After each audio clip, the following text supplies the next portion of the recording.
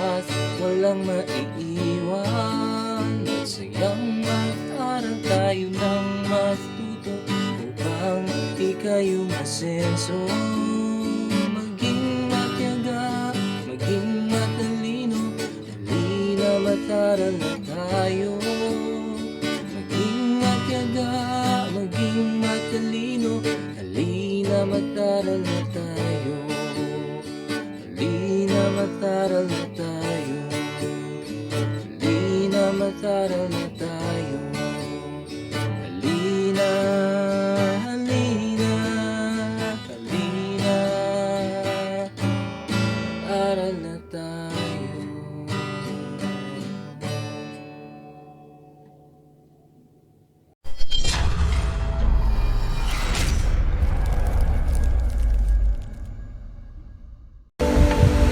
Isang math-sayang araw pa rin sa ating lahat. Muling nagbabalik ang Project SOAR. Maraming salamat sa mga gurong nakasama natin kanina mula grade 1 hanggang grade 3. Ang susunod naman ay ang aralin sa grade 4. Siguradong excited na nag-aabang ang mga batang mandunong mula sa ika-4 na baitang.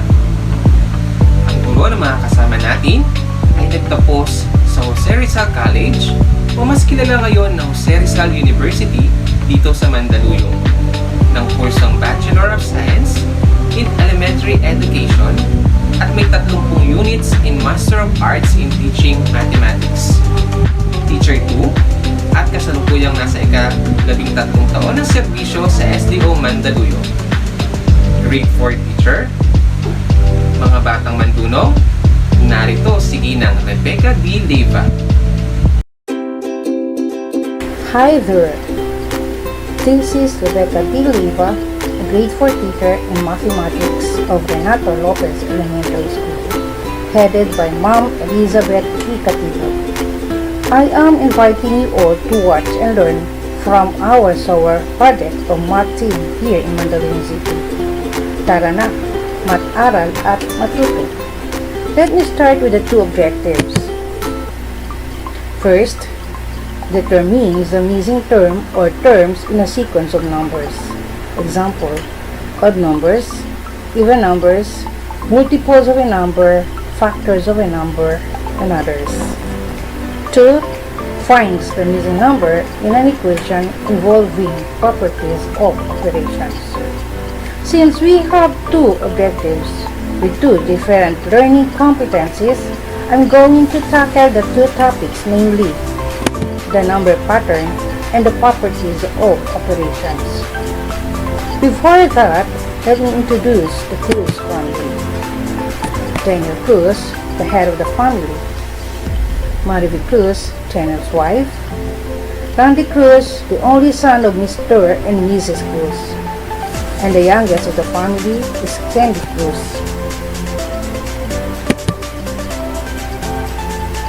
At ano po ang kaugnayan ng pamilyang ito sa ating topic? So the first topic is a number pattern. A number pattern is a pattern or sequence in a series of numbers. This pattern generally establishes a common relationship between all numbers. Okay, let me underline the common relationship. Relationship, ibig sabihin, magkakaugnay, may relasyon, magkakamag-anak tulad ng pamilyang ito. Daniel Cruz, Maribel Cruz, Randy Cruz, Candy Cruz. At ano po ang common sa kanila? Bakit nasabing sila ay may relasyon sa isa't isa o magkakaugnay? Ano po ang common? Yung Cruz. Pare-pareho sila nang nasa hulihan at yun ang kanilang apelido, which is Cruz. Likewise, all numbers have common relationship. So let's talk about numbers having common relationship. Maaaring common difference at common ratio. Sige po, dito muna tayo sa common difference. You know already, the meaning of difference is the answer in subtraction. Sagot po sa pagbabawas. common. Ano naman po ang ibig sabihin ng common? Ibig sabihin nito ay pare-pareho o iisang resulta kapag tayo ay nagbawas o nag-minus ng isang number from the other number. Pansinin po natin ang mga numbers dito. From left to right ay pataas ang mga numbers. So makikita po natin ang common difference kung gagawin natin ang subtraction from right to left. So 53 minus 47 is 6. 47 minus 41 is 6. 41 minus 35 is 6. 35 minus 29 is 6. 29 minus 23 is equal to 6. 23 minus 17 equals 6. 17 minus 11 is equal to 6. So the common difference is 6. At dahil nga po pataas mula kaliwa hanggang kanan, ang gagawin natin ay plus 6 para malaman natin ang mga susunod na numbers. So 11, paano naging 17? That is plus 6. So 11 plus 6 is 17. Yung 17 naging 23, 17 plus 6 is 23. Yung 23 naging 29, 23 plus 6 equals 29. Yung 29 naging 35, so 29 plus 6 equals 35. Yung 35 naging 41, 35 plus 6 equals 41. 41 naging 47, 41 plus 6 equals 47. 47 naging 53, 47 plus 6 equals 53. Next, example number 2. Ano po ang common difference ng mga numbers nito? At dahil pababa sila from left to right, subtract po natin. 18 minus 15 is 3. 15 minus 12 is 3. 12 minus 9 is 3. 9 minus 6 is 3. 6 minus 3 is 3. 3 minus 0 is 3. So the common difference is 3. At malalaman po natin ang sagot o yung mga susunod na numbers by subtracting 3. 18 minus 3 is 15. 15 minus 3 is 12. 12 minus 3 is 9. 9 minus 3 is 6. 6 minus 3 is 3. 3 minus 3 is 0. Okay, proceed po tayo sa common ratio. Kapag ratio ang gagamitin natin ay division. Pasinin niyo po ang example from left to right. Pataas po, hindi ba? Kaya ang gagamitin natin ay division from right to left. So 243 divided by 81 is 3. 81 divided by 27 is 3. 27 divided by 9 is 3.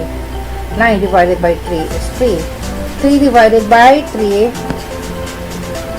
Okay, 3 divided by 1 is 3. So the common ratio is 3. Pero ang gagamitin natin ay times 3 para malaman ang mga susunod na numbers. So 1 times 3 is 3. 3 naging 9. Anong ginawa? Times 3. Okay, times 3 is 9. 9 becomes 27. Anong ginawa? 9 times 3 is 27. 27 became 81 because 27 times 3 equals 81. 81 po naging 243 kasi 81 times 3 is 243. Sa example number 2, dahil pababa yung mga number, division po agad to get the common ratio. Yan. Para malaman agad ang susunod na number. So, ano po ang common ratio? 2. So, 40 divided by 2 is 20. 20 divided by 10 is 2. 10 divided by 5 is 2. So, the common ratio is 2. Kaya malalaman natin yung sagot, yung susunod na number by dividing by 2. So, 40 divided by 2 is 20. 20 divided by 2 is 10. 10 divided by 2 is 5. Okay, here is a set of mathematical sentences. Let us review this out. What do you think is called? 3, 5 times 10, they are 3 times 10 equals 30. 7 times 10 is 70. 9 times 10 is 90. So they have common factors. Next, another example. First number is 2, second number is 4, third is 6, fourth is missing, fifth is missing, sixth is missing. So we have first 3 numbers are given, and fourth, fifth, and sixth numbers are missing. So what are we going to do to find the missing numbers? So, how to get the common difference. So, here, 4 minus 2 and 6 minus 4. Okay. So, 4 minus 2 here equals 2. 6 minus 4 is 2. So, what is the common difference? 2. So, we are going to add 6 y 2. 2 is 8, plus 2 is 10, 10 plus 2 is 12. Next, first number is 3, second is 6, third is 9, fourth is unknown, fifth is 15, sixth and 7 numbers are missing. So, get the common difference. So, again, 6 minus 3, 9 minus 6. There it is. 6 minus 3 equals 3. 9 minus 6 is 3. So what is common? 3. So we are going to add 9 plus 2 is 12 plus 3 is 15 plus 8 is 18 plus 3 is 21. So then use a bit to find the rule. So kung yung 0 naging 2, ano po ba ang ginawa? Okay, plus 2. So 0 plus 2 is 2. Yung 2 naging 4. What have we done?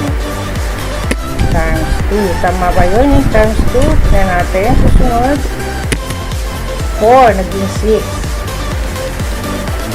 So plus 2 ulit. So do you think times 2 is correct? Plus 2 yung una, plus 2 yung sumunod. Tignan natin yung susunod. 6 naging 12. So times 2. 6 times 2 is 12. 12 naging 14. 12 plus 2 is 14. 14 times 2 is 28. 28 plus 2 is 30. 30 times 2 is 60. So what is the rule? Add 2, then multiply by 2. Next, another example. 0 po ay naging 8. Anong ginawa? Plus 8. 8 divided by 2 is 4. Yung 4 naging 12. Bakit po?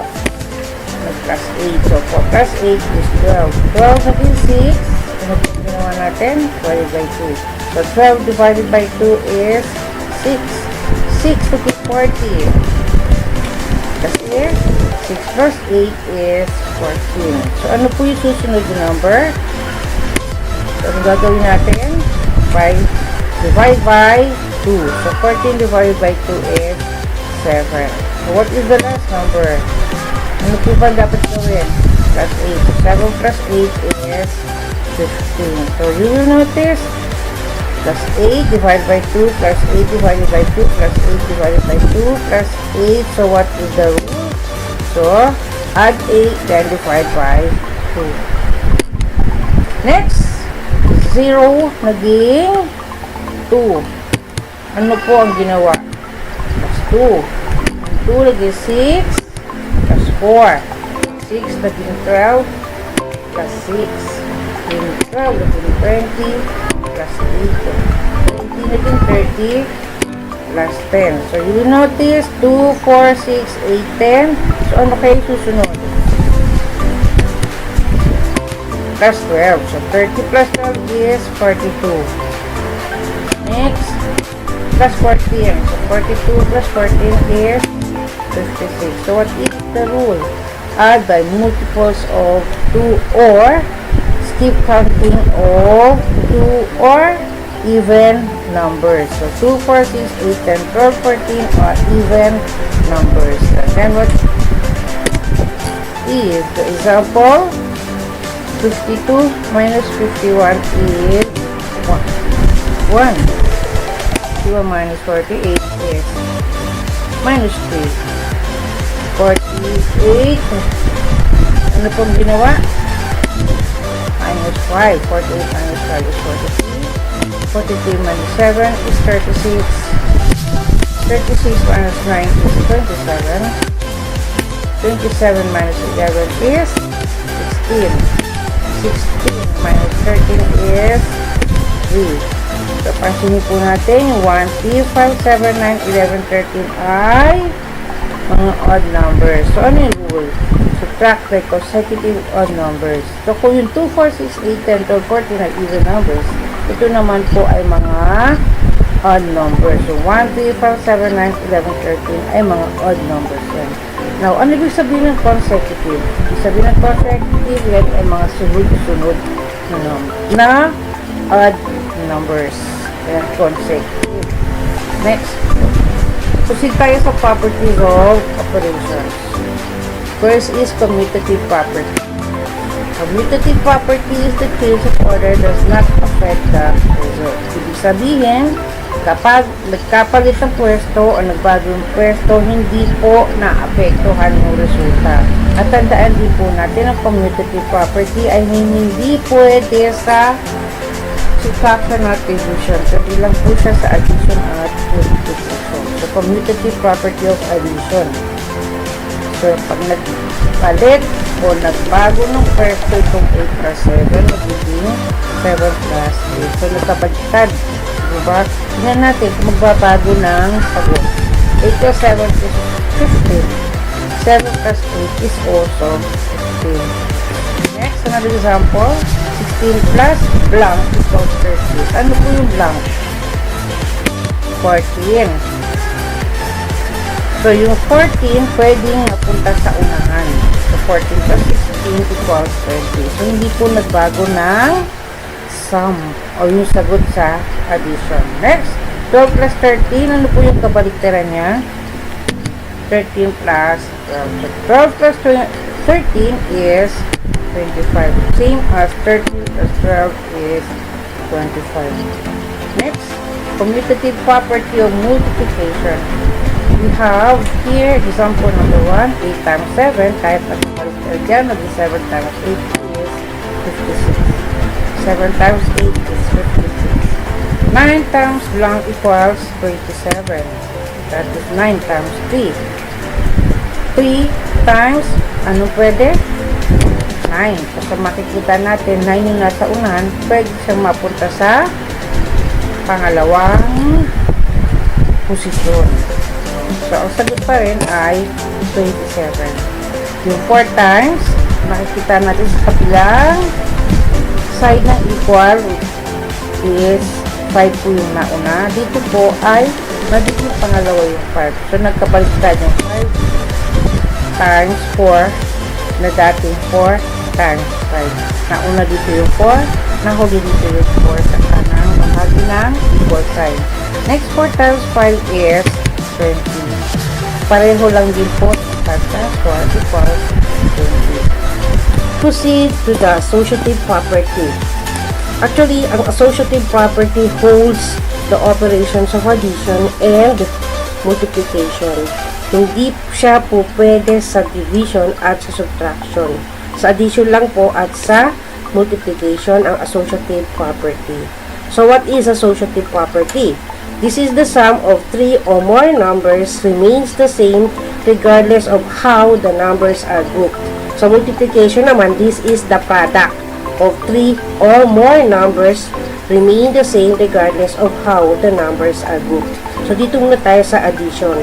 For example, so 8 plus 7. Yan po yung magkasama sa isang grupo. nakalabas yung 6.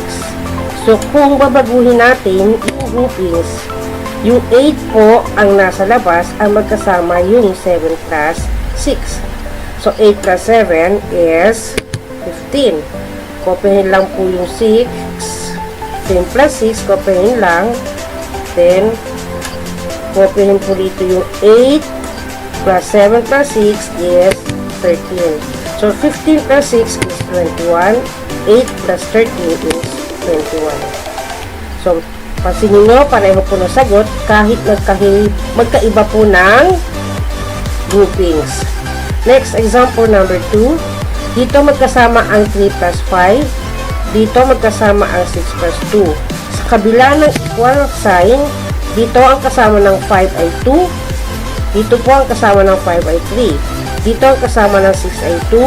Dito ang kasama ng 6 ay 3. So, magkaiba po ng groupings. Add natin, 3 plus 5 is 8. 6 plus 2 is 8. 5 plus 2 is 7. 6 plus 3 is 9. 8 plus 8, 16. 7 plus 9 is 16. So, magkapareho ng sum o ng sagot ng addition kahit magkaiba po ng groupings. Next, ito na po tayo sa multiplication property o associative property o multiplication. So, 7 times 3, yan po yung magkasama sa isang grupo, times 2. Yung times 2 po, nasa labas ng parenthesis. Kung babaguhin natin ang groupings, so nasa labas na po yung 7, ang magkasama sa isang grupo ay 3 times 2. Okay, next, tingnan natin kung magbabago yung sagot. 7 times 3 is 21. Nasa labas yung times 2, kopyahin lang. Kopyahin lang po yung 7 times. Then, sagutan natin yung 3 times 2 is 6. Then, 21 times 2 is 42. 7 times 6 is 42. So, the same answer, but different groupings. Yan po yung sa multiplication. Next, another example for multiplication. 1 times 6 magkasama sa isang grupo. 5 times 2 ang magkasama sa isang grupo. Tingnan natin, baguhin natin yung groupings. Dito po ang kasama ng 6 ay 1. Dito ang kasama ng 6 ay 2. Dito ang kasama ng 5 ay 1. Sa kabilang side, ang kasama ng 5 ay 2. So, magkaiba ng groupings. Okay, multiply natin. 1 times 6x is 6. 5 times 2 is 10. 6 times 2 is 12. 5 times 1 is 5. So, 6 times 10, 60. 12 times 5 is 60. So, as you can see here, different groupings, but doesn't affect the product. So, that is associative property of multiplication. Okay, dito na po tayo sa distributive property of multiplication over addition. So, this is applied when you multiply every addend by a factor. So, ito po yung factor, yung 5. Times natin sa sum of 10 plus 3. So, pag sinabing distributive, dito po tayo sa kabilang side ng equal, i-multiply natin yung 5 sa 10. 5 times 3. Ito po yun. Ang distributive property na po. 5 times 10 plus 5 times 3. By the way, bakit po plus? Kasi dahil sa 10 plus 3. Okay. Ito pa natin yung 5. 10 plus 3 is 13. Okay, next, 5 times 10 is 50. 5 times 3 is 15. 5 times 13 is 65. 50 plus 15 is 65. So, yan po ang sagot. Dito sa factor times the sum at saka yung distributive property ay pareho po ng sagot. Okay, here, ang nasa labas ay yung factor. nasa loob ng parenthesis yung addends ng addition. Sa kabila ng equal sign, i-distribute na po natin yung 4 times 7, 4 times 2. Ito po yun. 4 times 7 plus 4 times 2. Baba natin yung 4. Saka yung 7 plus 2 is 9. So, 4 times 7 is 28. 4 times 2 is 8. Sagutan natin. 4 times 9 is 36. 28 plus 8 is 36. So, that is the final answer. So, this is what we call the distributive property of multiplication over addition. Let's proceed. Next, the last property of operations. Actually, lahat ng operations may identity elements. Yung addition and subtraction, ang identity element niyan ay 0. Any number added or subtracted by 0 is equal to original number. For example, 5 plus 0 is 5. 0 plus 42 is 42.